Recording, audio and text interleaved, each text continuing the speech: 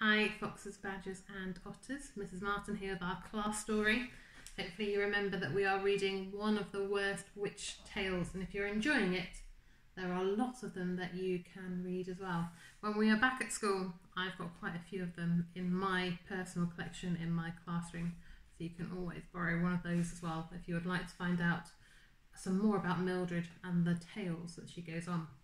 So at the end of chapter 2, poor Mildred, she had been told that she had to go and give her cat to catch mice in the kitchen, and that she was going to get a different cat instead. And of course, she was very upset about that because she had had this cat for 2 years and she'd really formed a connection with him, so she wasn't looking forward to giving him up at all.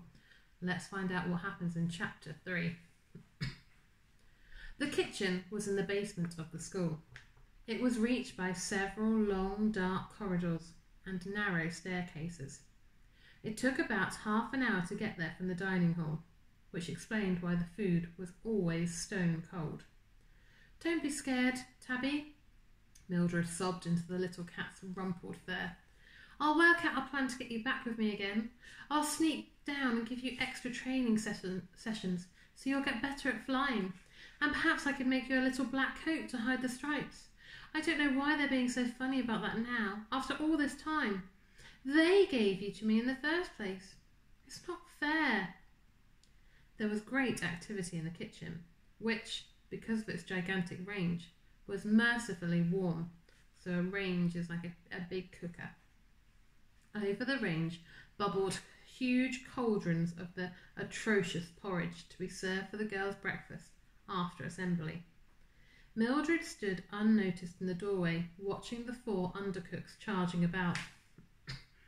Miss Tapioca, a large person proportioned very much like a cottage loaf, with white hair bundled into a hairnet, sat at one end of the 15-foot-long kitchen table, looking up a recipe.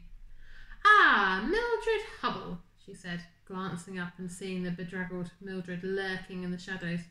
"Have you brought us our new mouser?" There she is. "Come and show it to us, girl. Don't just stand there staring." Mildred brought Tabby out from beneath her cloak and held him up. The 4 undercooks had gathered round as well, and they all tickled him on top of his head as smoothed his wind-blown fur. "Just right for a mouser," said Miss Tapioca. "And here is Ebony, an exchange. Much too intelligent and well-trained to be wasted in the kitchen. Well, put the cat down, Mildred, unless you want to stay with him and catch mice yourself." She handed Mildred the basket. Mildred could see a pair of brilliant green eyes gazing at her from the shadow inside.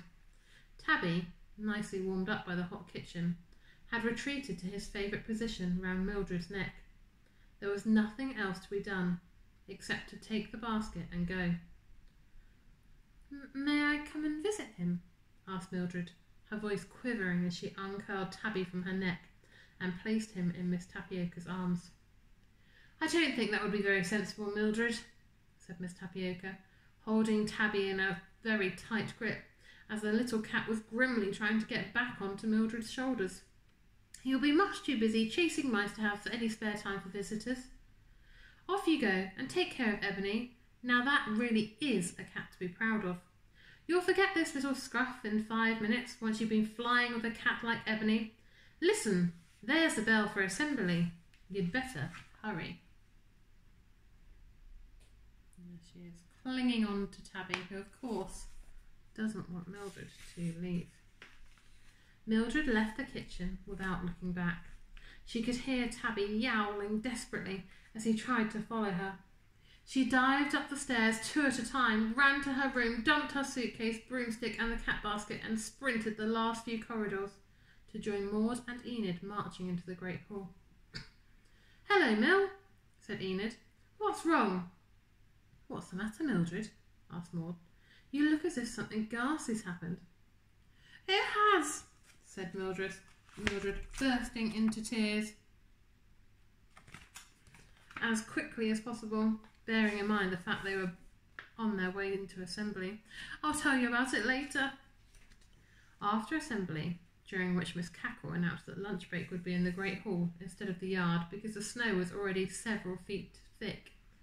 The girls trooped off to their form rooms to be greeted by their form mistress. Mildred's form were unfortunate enough to be presided over by Miss Hardbroom, the most terrifying mistress in the school. She was a genius at reducing her pupils to a gibbering heap with one withering glance. No one ever dreamed of passing a note, or giggling, or even speaking, unless asked a question during Miss Hardbroom's lessons. On the way to class, Mildred managed to tell Enid and Maud the sad news about Tabby. Miss Hardbroom, here's a picture of Miss Hardbroom there to give you an impression of what she was like. Miss Hardbroom was sitting bolt upright at her desk, waiting for the girls to settle as they all filed into the room and took their places, arranging books and writing equipment in their desks.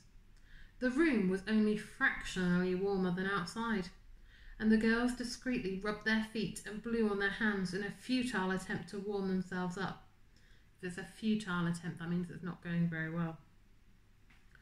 "Come along now, girls," said Miss Hardbroom. "Stop all this silly nonsense. It isn't that cold. Lunch break isn't far away, and then you can all run briskly around the Great Hall to get yourselves nice and warm. Anyway, girls, welcome back for the summer term. Mildred Hubble, what is the matter now?" Mildred looked at her feet, embarrassed by the tears which she could not stop from rolling down her cheeks. "It's her cat, Miss Hardbroom," said Maud. "Miss Cackle sent it to be a kitchen mouser, and Mildred's got Fenella feverfews because Fenella left it behind when she left last term." "Well, Mildred," said Miss Hardbroom, "I don't know what you're crying for. I would have seen it more as a cause for celebration if I were you. Fenella's cat is an absolute credit to the school. I hope we shall soon see a marked improvement in your flying without that nuisance of a Tabby. Sit down and pull yourself together at once." She doesn't seem very empathetic, does she, Miss Hardbroom?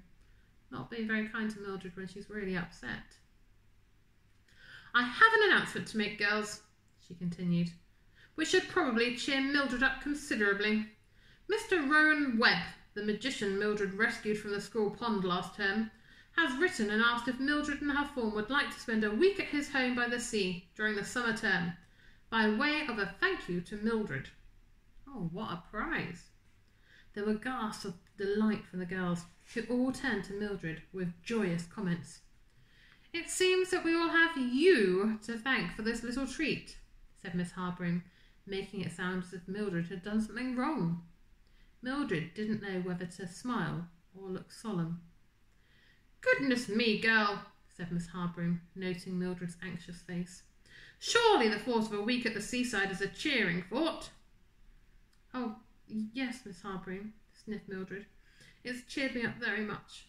But I was wondering if I could bring Tabby with me as a little break from the kitchen.